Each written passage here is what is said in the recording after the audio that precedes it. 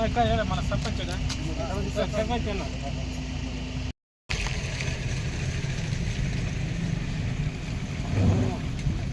పట్టుకోరు అట్లేనా చాలువా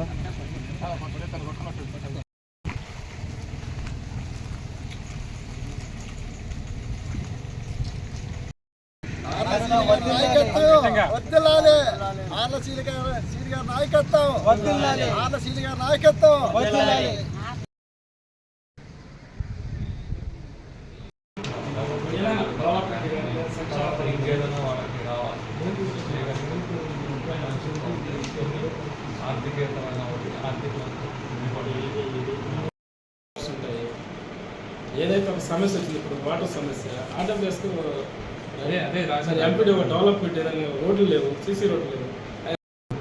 ఇది మొత్తం కూడా ఇప్పుడు ఉదాహరణ మన మీడియా సోదరులు అనేక వర్గాల్లో ఉంటారు, వాళ్ళు అన్నదమ్ములాగే ఉంటారు. అట్లా గ్రామాల్లో పుట్టి పెరిగినప్పుడు సాగు చేయడమే ఇట్లా కీలక పాత్ర వేసింది. మీకు ఎగ్జాంపుల్ ఒకటి చెప్తా సార్. కుమ్మూరులో ఇష్యూ జరిగింది. అక్కడ ఉన్నటువంటి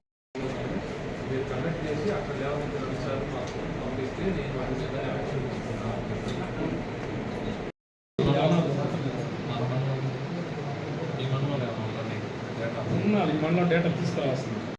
అంబేద్కర్ జోహార్, డాక్టర్ బిఆర్ అంబేద్కర్. మరిపాడు మండలంలో ఉన్నటువంటి మీడియా సోదరులకి మరి అదేవిధంగా బడుగు బలహీన వర్గాల ప్రజలందరికీ కూడా నా ప్రత్యేకమైనటువంటి ధన్యవాదాలు. ఈరోజు మరిపాడు మండలంలోనే నూతన కమిటీని ఏర్పాటు చేయడం జరిగింది. ఆ యొక్క కమిటీ ఎస్సీ ఎస్టీ అట్రాసిటీ పరిరక్షణ కమిటీ నూతన ఇన్ఛార్జి అధ్యక్షులుగా మన అర్ల శ్రీనివాసులు గారిని ఎంపిక చేయడం జరిగింది. ఈ క్రమంలోనే మరిపాడు మండల తహసీల్దార్ అయినటువంటి అనిల్ గారిని మర్యాదపూర్వకంగా కలవడం జరిగింది. మండలంలో ఉన్నటువంటి ఏదైతే ఎస్సీ ఎస్టీలకి ఆత్మగౌరవానికి సంబంధించినటువంటి ముఖ్యమైనటువంటి చట్టం పిఓఏ యాక్ట్, ఈ చట్టంలో ఉన్నటువంటి జీవోల్ని అదేవిధంగా జస్టిస్ పున్నయ్య కమిషన్ ఇచ్చినటువంటి సిఫారసులను కూడా ఇంప్లిమెంటేషన్ చేయాలని చెప్పేసి వారిని ఈరోజు గౌరవంగా కలవడం జరిగింది. దీంట్లో భాగంగా ప్రతి నెల చివరి తేదీన జరిగేటువంటి పౌర హక్కుల దినోత్సవం గ్రామ సభలకి ఖచ్చితంగా ఎస్సీ ఎస్టీ వర్గాల్లో ఉన్నటువంటి కుల పెద్దల్ని ఆ యొక్క సామాజిక వర్గాల్లో ఉన్నటువంటి పెద్దలతో కూడా కలుపుకొని ఆ యొక్క గ్రామ సభలు ఏర్పాటు చేస్తున్న బాధ్యత ఈనాటి మండల అధికారుల మీద ఉంది. మరి ఇదే క్రమంలో ఉన్నటువంటి సమస్యలు 24 పంచాయతీలు ఉన్నాయని చెప్పారు.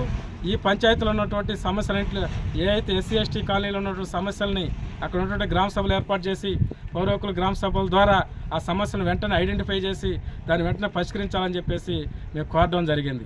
ఈ తరహాలోనే సానుకూలంగా స్పందించారు. ప్రతి ఒక్క ఎస్సీ ఎస్టీ బీసీ ముస్లిం మైనార్టీ వర్గాల ఐక్యత కోసం కూడా మేము పనిచేస్తాము. కులరహిత సమాజం కోసం ఏర్పడేదానికి అంటరానితనం పూర్తిగా ప్రక్షాళన చేయడంలో కూడా కీలక పాత్ర కూడా మా యొక్క యూనిట్ పనిచేస్తుందని సభాముఖంగా తెలియపరుస్తున్నాం. అయితే ఇప్పుడున్నటువంటి పరిస్థితుల వల్ల అనేక ప్రాంతాల్లో భూములు కోల్పోతున్నారు దళితులు. ఇట్లా చూస్తే డైక్లాండ్లో చూస్తే వీళ్ళు తరతరాల నుంచి వాళ్ళ తాతల కాడి నుంచి ముత్తాతల కాడి నుంచి ఉన్నప్పటికీ ఈ యొక్క మెట్ట ప్రాంతాల్లో మీకు అందరికీ తెలుసు, ఉదయగిరి మరిపాడు మండలాలు ఇవన్నీ కూడా మెట్ట ప్రాంతాలని తెలుసు. ఇలాంటి మెట్ట ప్రాంతాల్లో కూడా ఇక్కడ ఉన్నటువంటి ఎస్సీ ఎస్టీ పేద ప్రజలు కూడా జీవనాధారం కోసం ఎక్కడైనా వలస పోవాల్సిన సందర్భాలు వస్తున్నాయి. తమిళనాడు, బెంగళూరు లేదా ఇతర దేశాలకి వలసపోయేటువంటి క్రమంలో ఆ భూముల్ని కొంతమంది కబ్జా చేసుకొని వాళ్ళకు ఉన్నటువంటి ఇప్పుడున్న రీసర్వే అనేటువంటి పేరుతో 22A అనేటువంటి ఒక జీవో తీసుకొచ్చి దాని ద్వారా ఉన్నటువంటి దళితుల భూముల్ని అవలీలగా కబ్జాలు చేస్తున్నారు. అట్లా పరిష్కారం చూపించలేదు.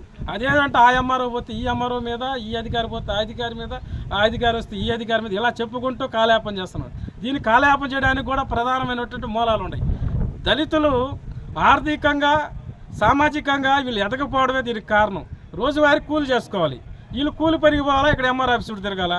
కాబట్టి అవతలాడు ఏదంటే భూమి మీద ఉంటాడు, భూమి మీద వచ్చేటువంటి ఆదాయాన్ని పొందుతున్నాడు, వచ్చేటువంటి ప్రభుత్వ సంక్షేమాలు పొందుతున్నాడు. మరి ఇక్కడ ఉన్నటువంటి దళితుడు ఏమంటే ఆ భూమి కోసం తిరిగి మోకాళ్ళు ఎరిగిపోయి చెప్పులు ఎరిగిపోయేసి లాస్ట్కి సూసైడ్ చేసుకునేటువంటి పరిస్థితులు కూడా ఈరోజు మనం కళ్ళారా చూస్తున్నాం. ఇలాంటి వాటికి పూర్తిగా స్వస్తి పలకాలి. ఎన్ని ప్రభుత్వాలు మారినా మా దళిత బతుకుల్లో మటుకు ఇక్కడ ఆర్థికంగా ఎదిగేటటువంటి ప్రణాళికలు అయితే మటుకు ఎక్కడా కూడా రాలేదు, ఇంప్లిమెంటేషన్ కూడా కాలేదు. కాబట్టి ఈనాటి ప్రభుత్వాలైనా ఇది గుర్తించి దళితులకి ప్రత్యేకంగా మేము త్వరలోనే ఏదైతే పేదరికంపై నా పోరాటం అనేటువంటి కార్యక్రమాన్ని చేపడుతున్నాము, జిల్లాలో పేదరికంపై శిక్షణ తరగతులు ఏర్పాటు చేస్తున్నాము.